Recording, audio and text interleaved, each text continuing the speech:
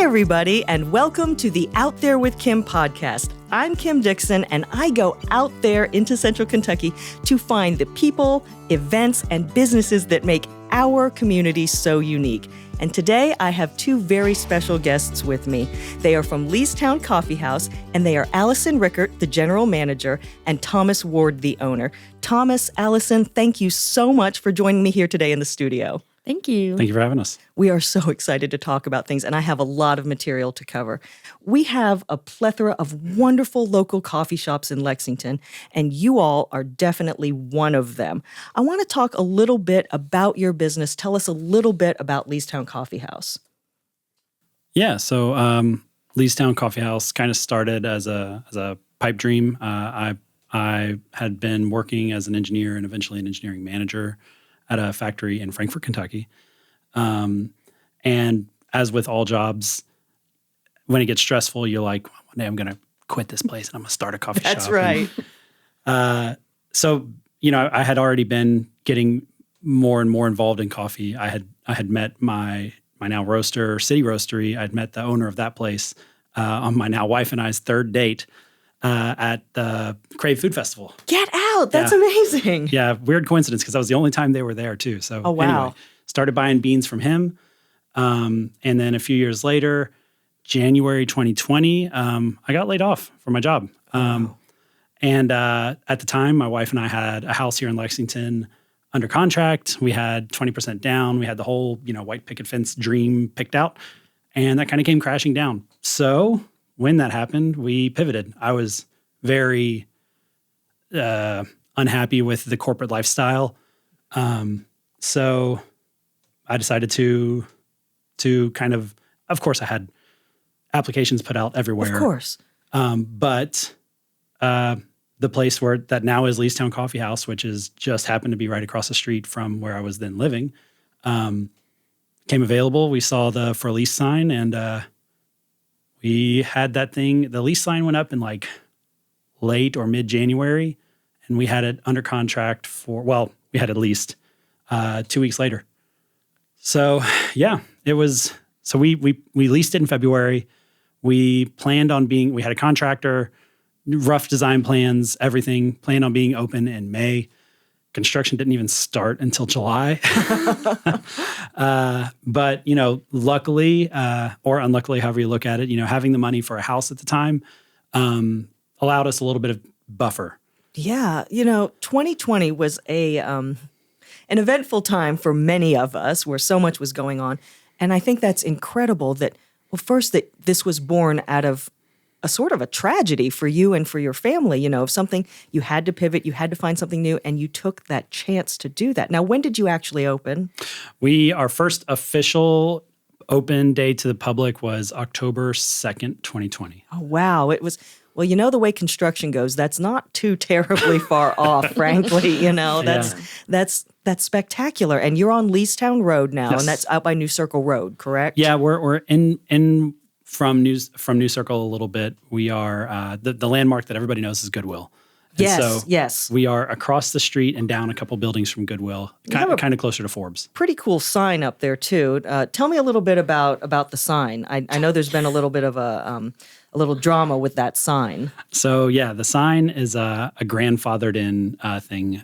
As I don't know how many people know sign laws in Lexington, but they're very strict. You can only have signs that are fairly close to the ground. Anything new construction can't be that big.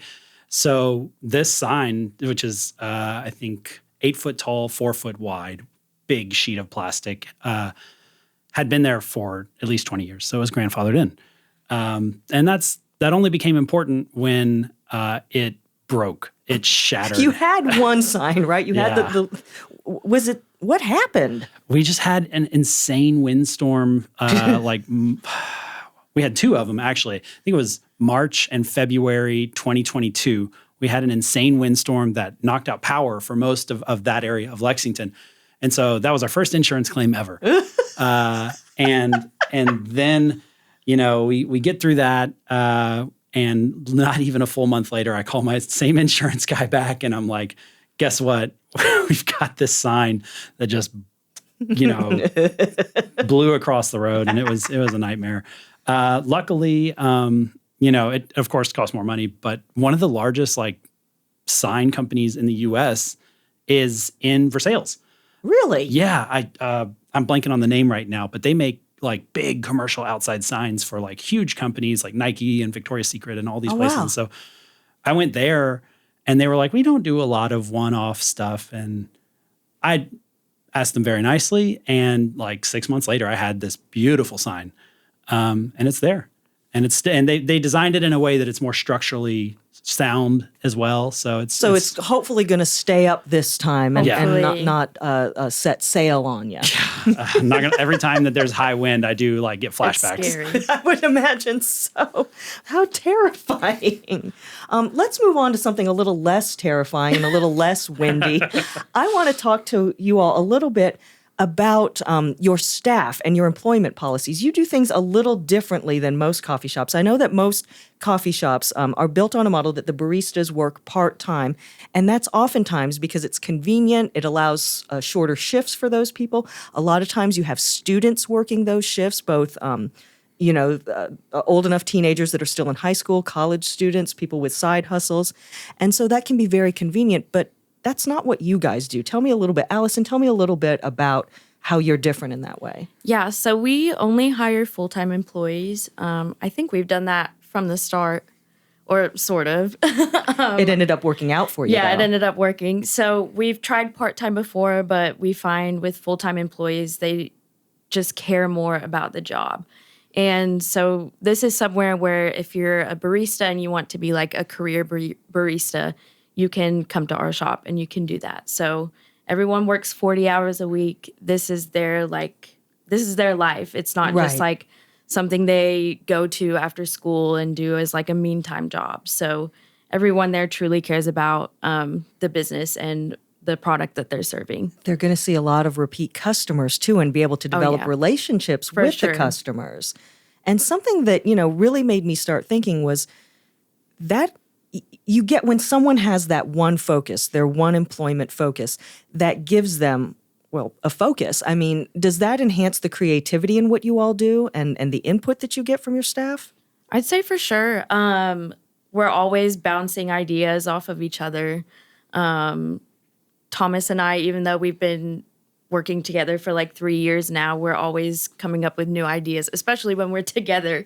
We brainstorm a lot better when we're actually in the same room with one another. So just having that full-time staff who like knows each other and gets along provides a lot of space for creativity. And we're always making things for each other and having each other try out things when we're working and stuff like that. Yeah, we have a little sheet in the back that I think Allison came up with where like if a barista's like, man, I wonder what this flavor combination would be like together. They just write it down. We'll try it. Even if it's something that we don't have. In fact, those are the more interesting ones. We'll buy some attempt and workshop it until we can get it or we give up on it. I love that, though. So you've got input from multiple people to make sure that you're working on something that could be a quality product for your shop. Yep. That brings me to another subject. You all do seasonal menus, which is fantastic. And a lot of those seasonal menus, and frankly, your regular menu, you all do a lot of your own house-made syrups is one thing that I've noticed. Now, that's not to say that there's anything wrong with the commercial syrups because, you get a lot of good quality that way. You get consistency. And that's what you need in a product like that. But what caused you all to create? First off, I want you to tell me a few of the syrups that you have that are a little unique. And tell me what drove you all to want to create your own syrups and so many of them. So this is actually the idea of even creating our own house-made syrups. Initially, I was against. But our very first employee ever, Roberta, one of the best baristas I've ever worked with, she came in one day and she was like, hey, I made this caramel. We should try it in a latte. It was fantastic. And, on the side, she has her own little like cottage bakery and she does her own stuff. So she's a good like cook. But anyway, so once she made that, it kind of opened my eyes. She can make this and it's fantastic. Why are we spending so much time and money buying this stuff, which we also don't have any control over the price? Well, that's true. And, there is some I don't go too far down the conspiracy theory train here, but on like every chemical that you can't pronounce is bad. But when you know what's going in it, you do feel better about it, right? That's true. When you put that sugar, that vanilla, that whatever in there, you feel better about it. So from that stemmed, okay, well, we're spending this much money on what's our highest volume syrups? Vanilla, caramel, chocolate, white chocolate. I think that's what we started with, was just those. We ended up not doing caramel because anybody who's made caramel knows that if you blink, it'll burn. That's true. Yeah. Ask me how I know. So as much as I would love to not have, as much as I would love to have a house-made caramel, it's going to be shelved until we can have like a dedicated kitchen. Well, for that it. makes sense, and there are a lot of quality caramel syrups out there right now. And it's true. You have to think of cost, and you don't want to be burning up every batch. And that's going to actually, we talked about consistency. That could change a consistency thing right there. But tell me some of your more creative house syrups that have become popular. I would say probably one of our most creative ever is our corn syrup that we made. Corn syrup? For a long time, we were joking about like having a corn latte. Right. And then eventually, like it was a running joke, but then eventually we were like, but what if? Like you have those like sweet cornbread cookies or stuff like that. And so we found a corn concentrate and we made it into this sweet corn syrup, and we topped it with pepper, like white pepper and salt. And we made like this sweet corn latte, and people went crazy over it. Really? Yes. To be fair, we did take actual corn and try to boil it down into corn syrup, but it didn't work as well as you would expect. Yeah. Wow, you are heavy on the science here and the experimentation. Yes, it's a lot of experimenting for I sure. love that. Well, that begs the question. What is a syrup that you've created that didn't really hit? We've had a lot of fails. Thomas insisted on trying to make a latte with MSG in it. Oh, that's going to work one day. I think he's still into that one. I think he gave me one of the nastiest things I've ever had before when he was experimenting with that. Some things just like, they just don't turn out the way that you want them to, like, or sometimes it's really hard to make a syrup that goes well in a variety of different drinks, because all of our flavors you can add to like a tea, you can add to a chai, a matcha, espresso. So some things work better with a tea, or some things cut through the espresso better. So I remember one of the first like experimental syrups I was trying to make was like a rhubarb syrup. That sounds good. But I was never successful with that one because sometimes you just can't do it. Sometimes you just have to buy the commercial version. Sure, that makes sense. Or what often happens is we have a really good idea that we wanted to use for something, but it just, after you've done 10 variations of this syrup, you realize your back's against the wall. You've got to have something on the menu next week. Let's take what we've got. Right. And continue to workshop it. That makes sense, though. But you have to stay on a schedule, and I always think that kind of thing enhances creativity too. But I'm still kind of stuck on the corn syrup right now, and I love how you came about it. Though it became a joke, but the question still remains. Oh, I what forgot. If? It was. I think we did a brown butter. Yep. In the base, and then we did like a corn cold foam with the salt and pepper. That's exactly right. So it was like a sweet butter corn. And you're bringing that back when? Because I don't know. I think we did it for Thanksgiving last year. So that's appropriate. We've got a few Thanksgiving ideas. So, and it was definitely, I think it was our most shared social media post as well, because of just how absurd it was. But then there's like, it has like a cult following now, as some of our flavors do. Yeah. Yeah, that one. And another one that's odd, kind of polarizing, not saying that it was a fail, because I love it, was the root beer. Oh, I will die on this hill. I also love that one. The house-made sassafras syrup is fantastic, but if you haven't had root beer as a kid, you don't like it as an adult. And this is something I didn't find out until, we made this latte, and I was like, this is the best thing I've ever had in my life. And you give it to somebody super expecting them to be like, oh my God, it's so good. And then they're like, I hate it. And it is very polarizing. You either love it or you hate it. And if you haven't had root beer as a kid, you don't generally like it as an adult. Interesting. Now, I didn't have root beer as a kid. Uh-huh. I had it once, and it was too complex for my plain Vermont palate. And my husband loves root beer, so I finally tried it. And it started to grow on me a little bit. So I think I might have to, I'm the anomaly in this case. Is this on the menu now? No. So people have to wait in Yes. anticipation. So January is generally, we reserve the whole month for like barista and or customer favorites. Ooh. So we had the root beer float on the latte 2 years ago. I don't even know if it was a smash hit or if I was like, that's just my favorite drink that we've made, period. Yeah. And it also has kind of like a cult following like the corn. It does. So I bring it back every January because I want it, and that's a perk of being an owner. I'm a root beer lover as well. You do it with the vanilla cold foam root beer float. It is. It's amazing. I've got to try this in January then. If you bring it back, I've got to try this. This sounds absolutely amazing. I think it's just so fascinating about the syrups, and it sounds like the need is what created some of these syrups, is that we have this niche to fill. Yeah. Yeah, because like Monin is our main commercial syrup that we use. And they only have so many flavors. Right. And even like if you were to go to a different brand, they usually all have about the same flavors. And so some of them you just can't get commercially. But then some of them I want to talk about our banana syrup that we made, because that was one, we carried the Monin banana syrup for a really long time. We eventually cut it, and people were very unhappy that we didn't have the banana anymore. But we decided we wanted to make a banana syrup that was even better. So we eventually did that.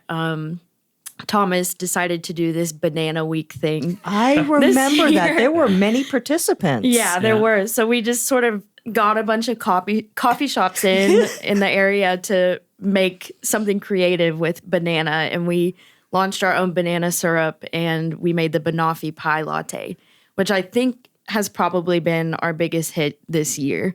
So the banoffee was also kind of a good example of how the coffee shop scene in Lexington works. I don't know all the coffee shop owners. It is a fairly tight-knit group, but just, I don't know everybody. However, the banana thing was super organic. I knew that we wanted to have our own banana syrup that we house made, and just in happening to run into other coffee shop owners and talk to them, it was just like, okay, we want to do a banana syrup. You're also workshopping something. Let me talk to these other guys. Maybe we can all just make something happen. And it all came together beautifully in like a 2-week period. And I know a lot of people were going from shop to shop to shop to try that. And that's something that speaks to another unique Central Kentucky thing, I think, is everyone's local business owners wanting to collaborate. And normally one would think, well, I don't want to, those are your competition. But the idea of coming together like that with an idea. And what happened, I know personally, a lot of people went all over during that week to try all the different drinks. And I think that's a wonderful thing, to be able for people to try different coffee shops, find out what works for them. Everyone's an individual. So, I think that really gives people a great opportunity, and it showcases what Central Kentucky is all about, of coming together, working together. And when we all work together, everyone benefits, I think. Yeah, agreed. That's definitely how, at least my experience with the limited other shop owners and that I know is rising tide raises all ships. It's some variation of that saying. Gotcha. Everybody works together and it brings everybody up, for sure. That's I think that more and more businesses are turning to that kind of a model because everyone wins in the end. All right, so I want to switch gears a little bit with you guys and talk about sustainability. You all have a very special certification in a program, I believe. Allison, can you tell me a little bit about this? This is with the city's sustainability program. Yeah, so this year, or I guess it's been going on for the past year, we applied for the Green Check program. Okay. And this is just something, I joined the company the business a little over 3 years ago. And ever since I joined, I saw the work that Thomas was doing, and he's been committed to sustainability since he opened. All the single-use items are compostable, down to little cream cheese cups that we have to personally scoop because they don't sell them in compostable versions. And I mean, that's especially true with your business because Leestown Coffee House has a drive-through. Yeah. And that means that everything is single-use, yeah. Right. And we've also, some of our other sustainable efforts that he had already started were, like we said, our coffee grounds out back for people to use for composting. And people really utilize that. And we also have our cardboard boxes to give to the community for art projects, moving, whatever they want. So I knew about the Green Check program just from me seeing it at other businesses I had been to, seeing their certification signs and whatnot.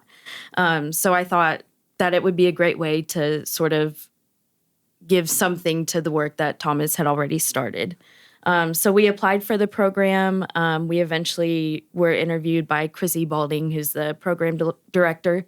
And she met with us and we did an extensive interview, and she scored us based on the work that we were already doing.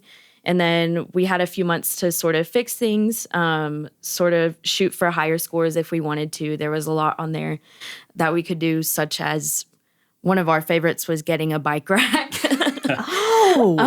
But yeah, we were able to fix things and then come back with the final score. And so I knew I'm a super high achiever. So when she was like, this is what you need to do to get silver certified, I was like, we're doing it. Like, Let's no doubt go. about it. So I had to do a lot of just like documentation, stuff like getting a recycling bin for our lobby, super easy stuff. So I would really encourage businesses who are interested in it to do it, because there's a lot of little things that you can add to your business to make it more sustainable that you don't even know about. Things that don't take as much time, I'm guessing, as you would think once you've got those systems in place. You know, that is a really, really good way for small businesses, for any business, to give back a little bit to our city and to make it a cleaner and brighter place, frankly. Congratulations on that Green Check certification at the silver level. That's a big deal. Well, now is the time on the show where we go to one of my favorite segments. It is called the 10 Things segments, where I am going to ask Thomas and Allison 10 fairly easy, I think, to answer questions. We're going to see how that goes, but I'm going to give each of you an opportunity to answer. So our first question is, first off, we are in the Lexington Public Library's digital studio, which is a fantastic place. And my first two questions are always the same, and they're always an homage to the library. Tell us your favorite book, Thomas. It's been a while since I've read it, but my favorite book is a relatively lesser-known Stephen King book called Firestarter. It was I don't know that one. Yeah, it's an awful movie, but the book is really good. At least it was. It was the first book that really got me into Stephen King, and they're not all winners. This one's a winner, and it's underappreciated. Firestarter. Okay. Allison, your favorite book? I'm going back to like my middle school roots and saying The Hunger Games. Nice. Okay. Now I was obsessed. I'm going to admit to you, I'm not familiar with the book or the movie. Which is your preference? The book, but the movies are really good. I guess I should probably check that out. Several decades later now? Yeah. Okay, next question. Physical book, audio book, or e-reader? Physical book. I tried the e-reader thing. I couldn't. Didn't work out for you. I just don't like it. Allison? These days, for sure, an audiobook. There you go. Especially in the car. Yeah, that makes a lot of sense. That's a really great place to listen to books. Especially running all the shop errands we do. You can just throw an audiobook on and it's easy. It makes it a little easier. Yeah, my husband really likes audiobooks too. I'm more of an e-reader gal because I never know what book I want to read, and I can have like 100 with me at all times. But, okay, next question. Vacation, do you prefer the beach, mountains, or a new city? New city. New city. My wife and I aren't like mega hardcore foodies, but big cities, new cities, they have something different than we have, and that's what we want. Absolutely. I love that answer. Allison? I'm going with the mountains. Mountains, okay. I'm a Kentucky girl. There you go. Do you have a favorite place you like to go? I just went to Gatlinburg for the first time. Oh, that's fun. This past year. I really enjoyed that. But just anywhere in the Appalachian region is just, it feels like home. I love that. Next up, Thomas, what's your favorite color? I can say blue. I went to UK. It's basic. I'm with you. I will tell you a fun color fact that in research for this, I had to research my favorite color. Did you know that taupe is the average color of a brown mole in France? That now taupe. It's It's The color taupe is named taupe because it is the average color of a brown mole in France. And therefore, it might also be my favorite color, at least today. I have got newfound love for taupe now. If you Google taupe, there's just a picture of a mole. And we were... Okay, dear listeners, I encourage all of you to go Google French mole right now. Yeah. Check it out, and you determine if you think that's taupe. Yeah. I think you'll agree. For sure. Okay, Allison, what's your favorite color? I'm going to go with pink just because I've been planning my wedding. Oh, And there you go. There's a lot of pink in there. It's really exciting, Allison. Yeah. I can't wait to see the pictures. Next question is favorite season. Honestly, spring. Spring. Yeah. Don't get me wrong. I love fall. But fall, I feel like always has that impending doom of like it's going to be snowy and icy and But spring is super hopeful and like, oh, we're finally getting out of it, guys. We're going to go outside for a couple months before it's blazing hot. That's very true. Allison, what's your favorite Although season? I do like winter a lot. I love the snow. I think spring has surpassed my love of winter. Last year I got super into gardening. And so I just love seeing the new blooms and everything. So It really is a time for renewal. New beginnings. Yeah, absolutely. Okay, this could be a hard one. I don't know. Waffles or pancakes? The deepest waffles possible. Yes. I mean, honestly, more like just cups of dough that you pour stuff into. True. I see that. I love that. Allison? I do. I think ultimately waffles, but I do love like a cornmeal pancake. Yeah, that's think- hard to beat. Yeah. That's true. That really is. Okay, next question. Dogs or cats? Cats inside, dogs outside. I'm just cats. Just cats. Okay. Okay, this one's a bit seasonal. Pumpkins or ghosts? Well, I'll give you another non-answer.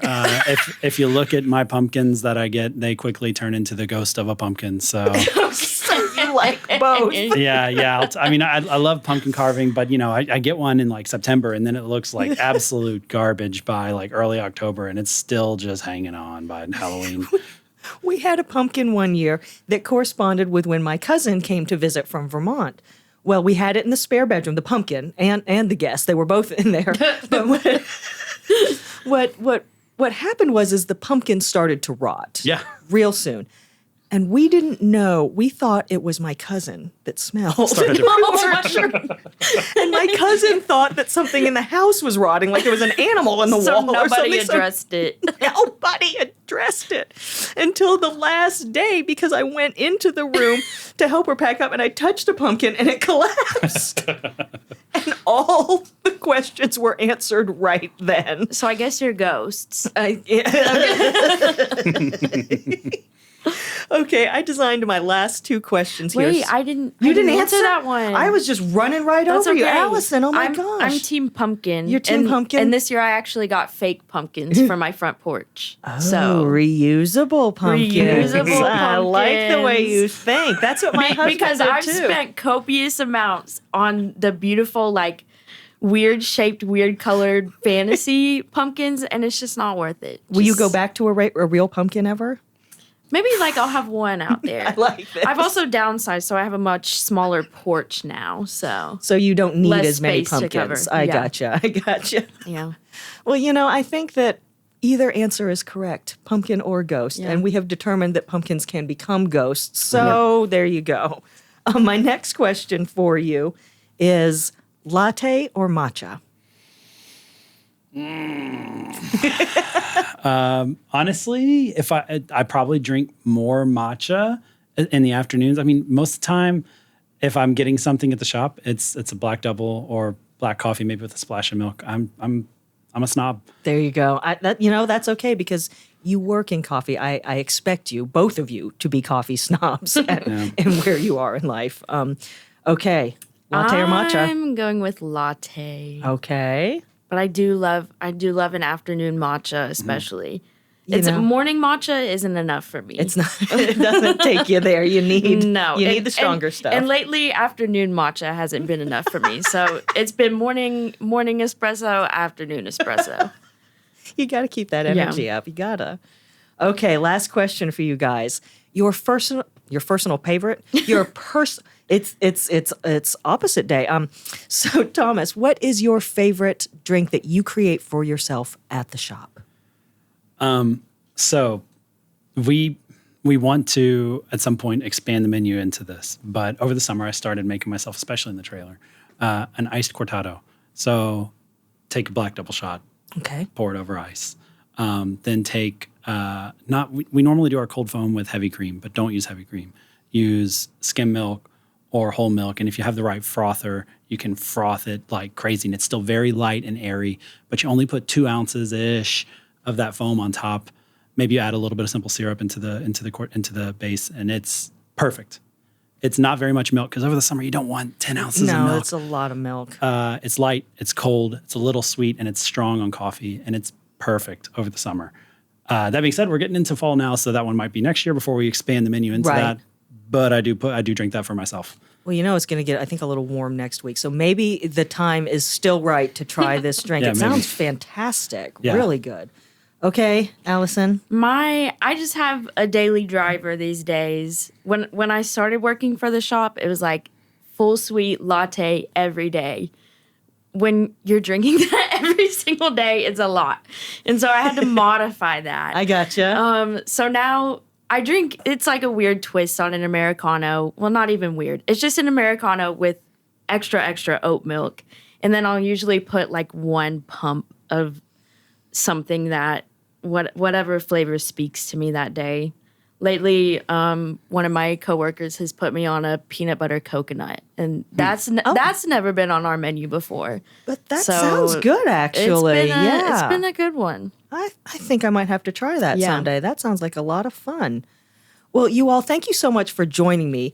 Leestown Coffee House is at 1416 Leestown Road, and that's here in Lexington. The shop hours are Monday through Friday, 6 a.m. to 4 p.m., Saturday, 7 a.m. to 3 p.m., and Sunday, 8 a.m. to 2 p.m. You can find them on the web at leestowncoffeehouse.com. And Thomas, I believe you got special events that go on, and you are out with your cart at Eckert's some, I believe, yes? Yes. Yeah, we're now on the go. We have a 16-foot long trailer, and the way that I built it out is I can pull up and open up the window in the trailer and serve coffee. And we have actually all of our starting equipment from Leestown Coffee House in the trailer.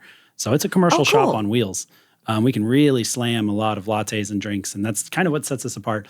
Additionally, I rigged up a complex system to get the cart that is strapped down in the trailer out.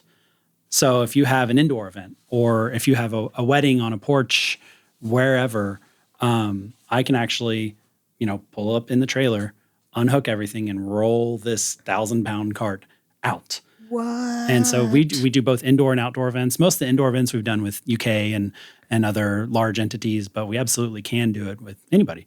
But as far as the trailer, this month, the trailer is on the go pretty much every day. So we're at Eckert's Orchard in Versailles most Thursdays through Sundays, a couple days missing here and there. And then we're starting to do some regular events with the UK Turfland Clinic and just random stuff like the Bluegrass Youth Rodeo we're at, which is pretty fun. Yeah. What a great way to be a part of so many different kinds of events, too. Thomas, Allison, thank you so much from taking time away from the shop to come and join me here in the studio to talk a little bit about what you do and the unique setup you have. Yeah, thanks for having us. Thank you, Kim. I hope you enjoyed today's episode. Let me know your thoughts, leave a comment below, or send a voicemail or text to me at 859-444-4524. Again, that's 859-444-4524. I'd love to hear from you. You can find me on Instagram at Kim Dixon Media or Facebook at Kim Dixon Media. Thank you all and have a great day. Special thanks to the digital studio at the Northside Branch of the Lexington Public Library.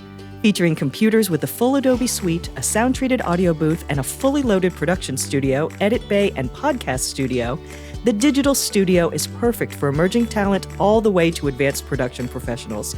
Check them out at lexpublib.org. Out There with Kim is made possible with production support from Dynamix Productions.